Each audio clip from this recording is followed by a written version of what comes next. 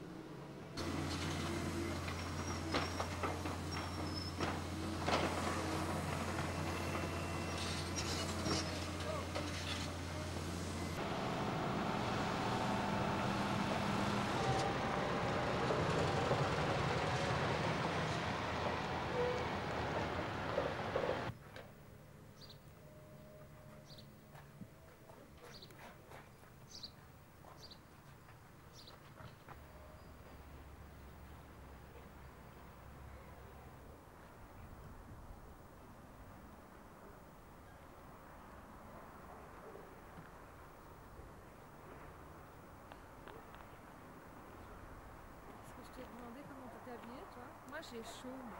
Je sais pas.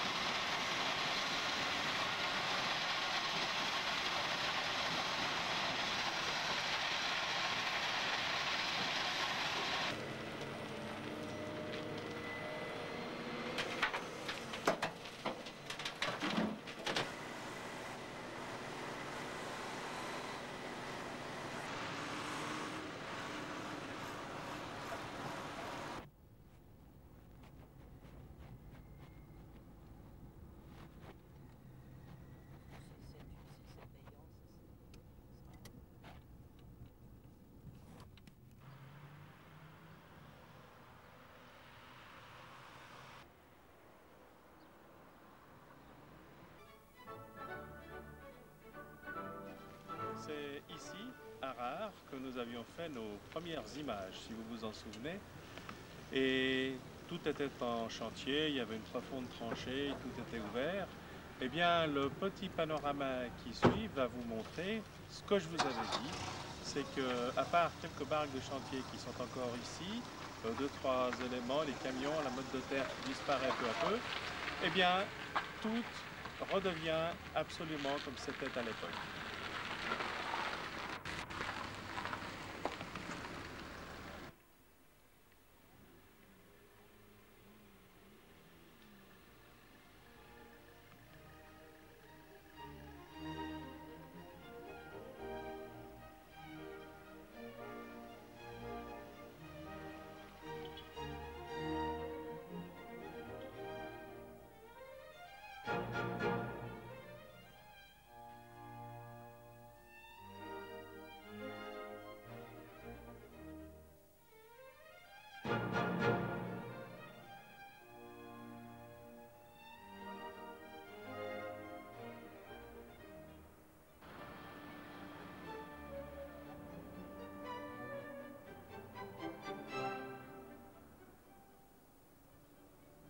Cette fois-ci, nous y sommes. 17 ans après le vote du 15 juin 1980, lors duquel les Genevois avaient donné le feu vert à la construction de l'autoroute de contournement, mais 1 an et demi avant la fin initialement prévue pour ce chantier du siècle et 1 semaine avant l'inauguration officielle, la population est invitée à découvrir le contournement de Plan-les-Ouates par un parcours pédestre de 4 km. Des plans sont disposés sur les parois des tunnels et tranchées pour permettre au public de prendre connaissance des détails et des aspects techniques de cette réalisation.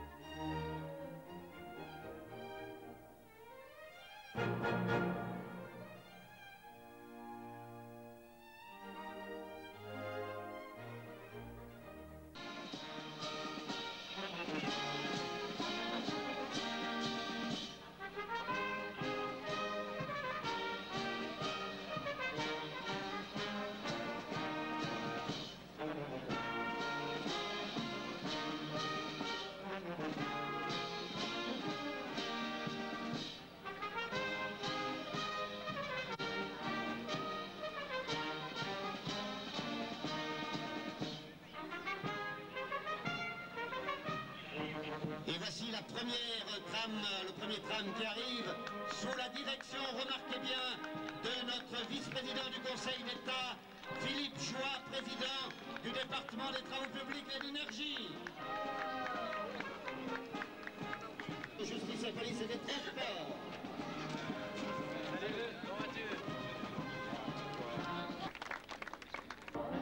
Alors attendez,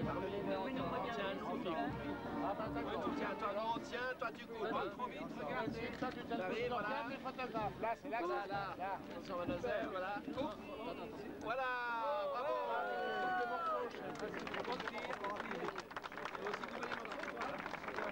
On va faire tout possible à la vie. Tu cours, toi. Ici, elle court. Regarde. Il faut les jeunes. Encore une fois. Encore une fois, oui, assez gros. Encore. Voilà, les garçons. Encore une fois, oui. Après, tu les donnes. Après, tu les donnes à qui tu veux. Leur donner.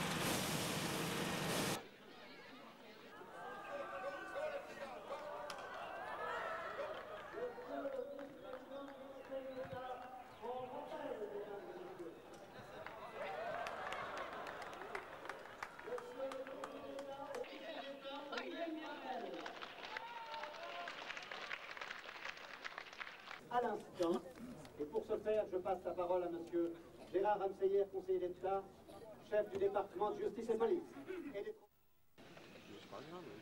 Mesdames, Mesdemoiselles et Messieurs, j'aimerais tout d'abord remercier le département des Travaux publics et de l'énergie de l'organisation de cette inauguration à laquelle il a eu la délicatesse d'assister notre département. Des remerciements particuliers vont à monsieur l'ingénieur Cantonal.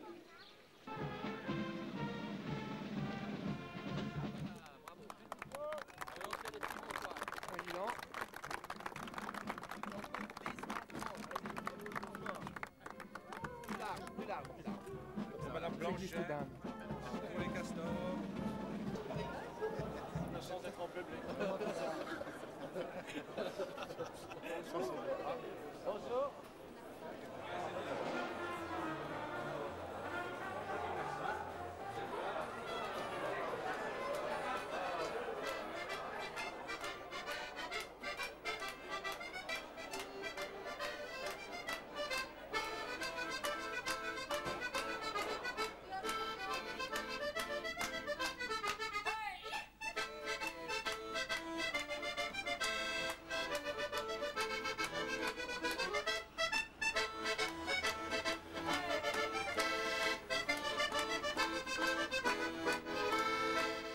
Puisque dès demain, ce sera le règne du nouveau tram 13. Dès demain, eh bien, ce sera Cornavin et Bachette-Pezet qui sera à nouveau relié. Et pour le futur, ce sera la ligne numéro 16 qui reliera Cornavin à Moelle-Sula.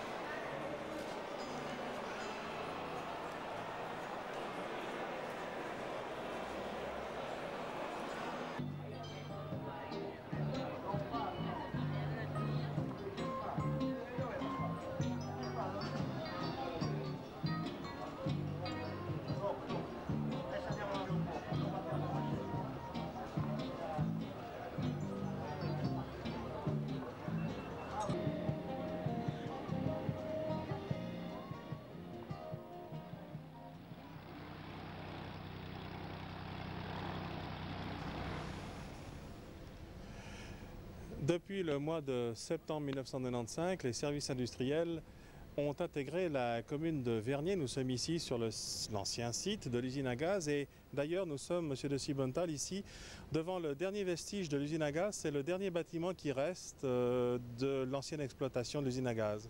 Tout à fait, vous êtes devant le seul bâtiment qui soit sauvegardé de l'ancienne usine à gaz. Il est resté là parce qu'il contient encore des installations techniques que nous utilisons tous les jours pour le chauffage à distance. Et c'est intéressant qu'une installation ultramoderne conserve de temps à autre quelque part les traces de son passé.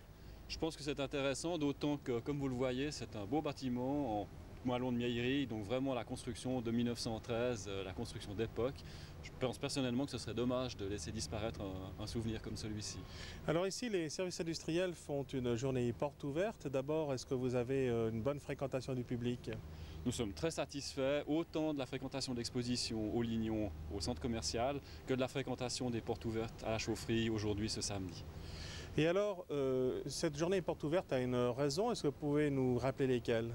Bien sûr, le chauffage à distance est établi depuis plus de 30 ans, tout d'abord au Lignon, puis ensuite dans tout le périmètre que nous desservons, c'est-à-dire jusqu'à l'aéroport, mais personne ne connaît son existence. C'est une énergie qui est discrète. Nous voulions une fois rappeler que nous existions et puis montrer que le confort est quelque chose qui existe de manière tout à fait cachée. Donc simplement signaler, le chauffage à distance est là.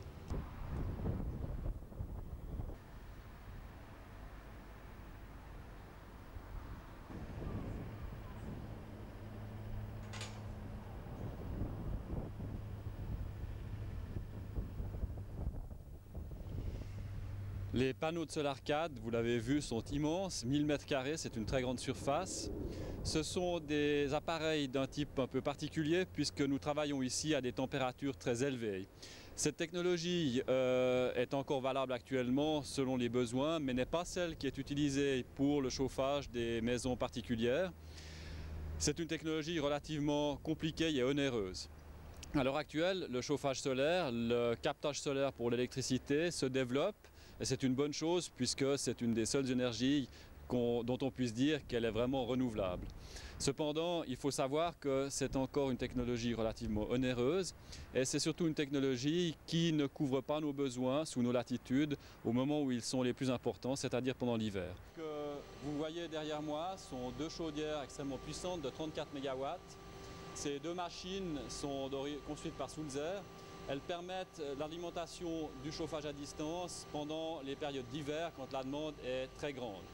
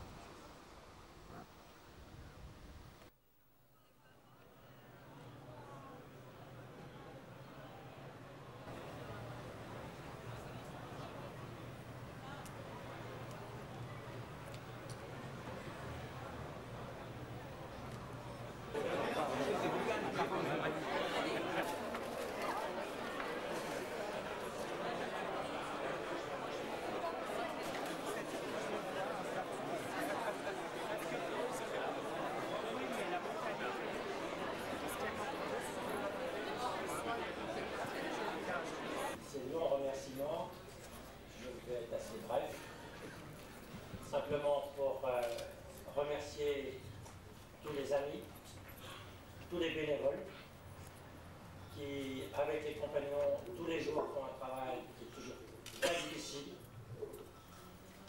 Ensuite, toutes les personnes qui viennent et qui nous disent un petit mot de gentillesse en nous apportant des choses ou en nous pardonnant les bêtises ou les oublis qu'on fait dans nos ramassages ou dans le travail de chaque jour.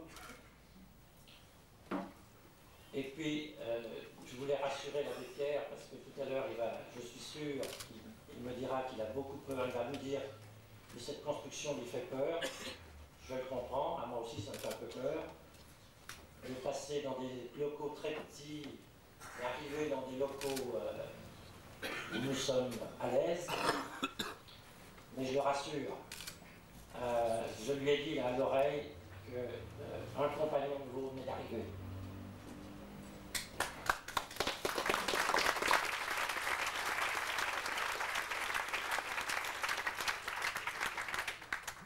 Vous allez rire parce que je vais dire enfin le dernier mot. C'est vrai, je n'en dirai plus après. Mais je le disais hier et je vous le répète. Vous le savez, même la Suisse commence à être atteinte par cette maladie de toutes les parties du monde, industrialisées, évoluées, comme on dit, etc. Vous commencez à être atteint par le chômage. D'autres pays de l'Europe, notre Europe, le sont beaucoup plus encore, depuis plus longtemps que vous. C'est une situation complètement nouvelle. Je me rappelle, j'étais très jeune, quand en France, il y a eu le gouvernement socialiste de Léon Blum. Et ce socialiste intellectuel a fait éclater de rire les gens bien, les bons bourgeois, quand il a présenté son gouvernement où il y avait un ministre des loisirs. Tout le monde a rigolé.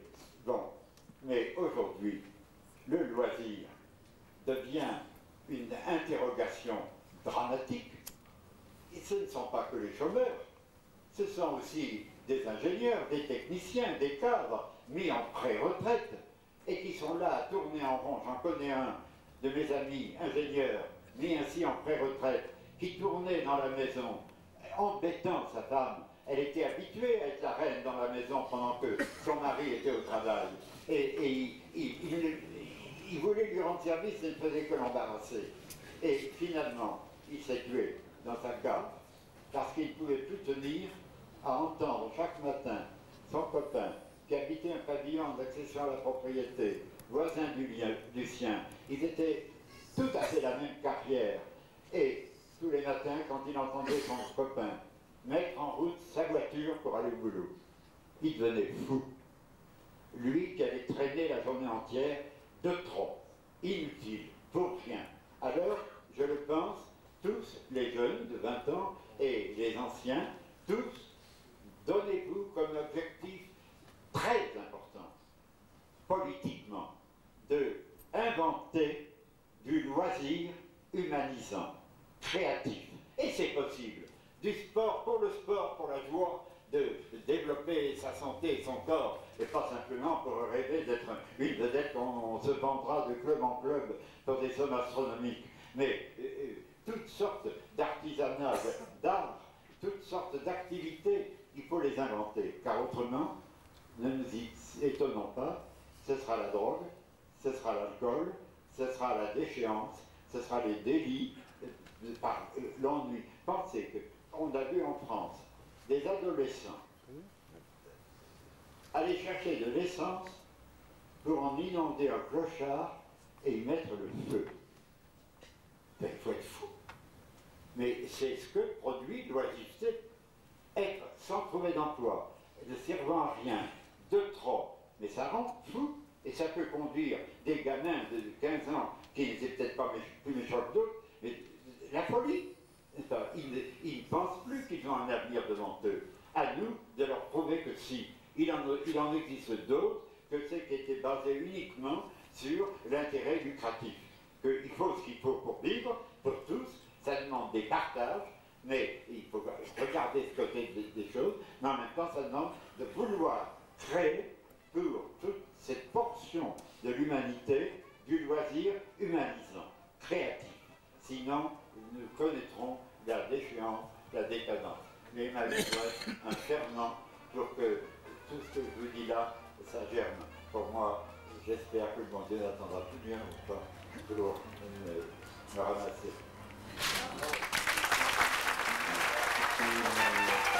Thank you.